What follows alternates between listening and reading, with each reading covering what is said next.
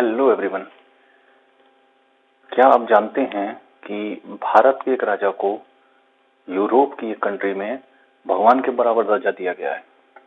क्या आप ये जानते हैं कि वहाँ की संसद और वहाँ के सांसद जब अपनी शपथ देते हैं तो भारत के एक राजा के नाम पे लेते हैं?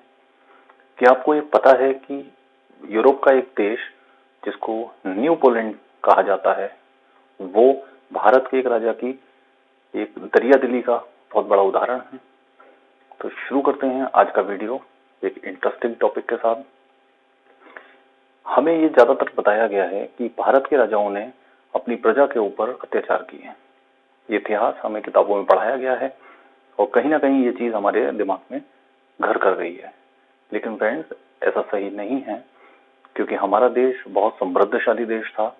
अंग्रेजों के शासन और मुगलों के शासन के समय से पहले भी हमारे यहाँ बहुत समृद्धता थी और इनके शासन के बावजूद हमने इतना सब कुछ गंवाया, उसके बाद भी आज भी हम समृद्ध हैं।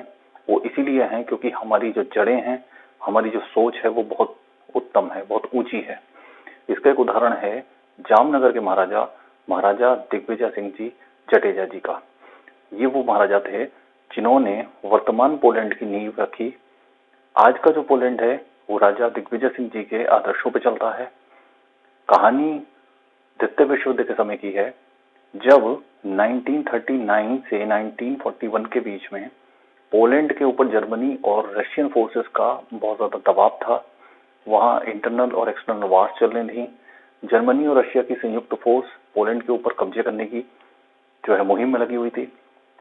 ऐसे में पोलैंड की जो सरकार थी उसने अपने यहाँ के नागरिकों को जो है युद्ध लड़ने के लिए प्रेरित किया था। तो जितने भी वहां के पुरुष नागरिक थे पोलैंड के, वो युद्ध क्षेत्र में अपने आप को झोंके हुए थे। ऐसे में वहां बहुत बड़ी मात्रा में वहां के नागरिकों की जो है मृत्यु हुई, जिसके कारण वहां की महिलाएं बहुत बड़ी संख्या में विधवा भी हुई, साथ ही साथ वहां बच्चे अनाथ भी हुए। ऐसे में स्थिति खराब थी। उन बच्चों का और महिलाओं का देखभाल करने की कोई परिस्थिति नहीं बन रही थी। तो वहां के जो बुद्धिजीवी थे उन्होंने अपने आके उन ऐसी महिलाओं और बच्चों को देश के बाहर जाने का सुझाव दिया और उन्होंने दूसरे देशों में शरण लेने की व्यवस्था के लिए उनको बाहर निकाल दिया, भेज दिया। ये सभी लोग लगभग 600 से 800 बच्चे और महिलाएं नाव के सहारे, जो बड़े शिप्स थे या नाव थी जो भी उस समय उपलब्ध था, उसके सहारे दुनिया के देशों में रिफ्यूजी के रूप में, शरणार्थी के रूप में शरण देने की गुहार लगाते हुए सब जगह जा रहे थे। लेकिन चूंकि सेकेंड वर्ल्ड वॉर का टाइम था, कोई भी देश रूस और जर्मनी से अपना बैर नहीं लेना चाहता था। ऐसी कंडीशन में किसी भी देश ने उन लोगों को शरण नहीं दी। सेल करते हुए वो लोग भारतीय सीमाओं के आसपास आए। भारतवर्ष में ब्रिटेन का शासन था। ब्रिटेन किसी भी पोलैंड के नागरिक को शरण देने की लिए तैयार नहीं था, क्योंकि वो अमेरिका के साथ था और वॉर चल रही थी और वॉर में वो एक पार्टिसिपेट था। वो कभी नहीं चाहता था कि भारत की धरती पर पोलैंड के नागरिकों को शरण दी जाए।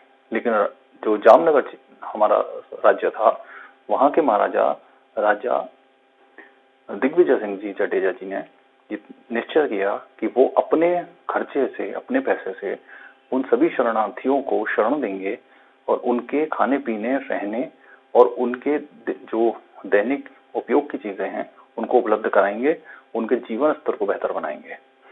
तो राजा दिग्विजय सिंह जी ने भारत में एक मिनी पोलैंड की स्थापना की और 600 से अधिक महिलाएं और बच्चों को अपने शरण दी, उनका बेहतर पालन पोषण किया एक पिता के रूप में। साथ ही साथ जितने भी बच्चे थे उनको उनकी शिक्षा का इंतजाम किया, उनको बेहतर भविष्य की ओर उनकी नींव डाली, साथ ही साथ उनको मिलिट्री ट्रेनिंग दी। राजा दिग्विजय सिंह जी की दूरदृष्टि इतनी प्रबल थी कि वो चाहते थे कि ये बच्चे बड़े होकर के अपने देश का गौरव और सम्मान वापस पा सकें। उन्होंने उन बच्चों को मिलिट्री ट्रेनिंग दी, जिससे वो बच्चे जब बड़े हों तो वो अपने देश की स्वतंत्रता के लिए अपने देश में जाके अभियान चला सकें। तो ऐसे थे महाराजा जामनगर। पोलैंड में जब पोलैंड 1989 में रूस से अलग हुआ, स्वतंत्र देश बना, तो पोलैंड में एक चौक को राजा दिग्विजय सिंह जामनगर जडेजा जी के नाम से उस चौक का नाम रखा, उनको सम्मानित किया। साथ ही साथ वहां के संविधान में महाराजा को विशेष सम्मान दिया गया है और ये प्रावधान किया गया है कि महाराजा का अपमान करने पर वहां फांसी तक की सजा है।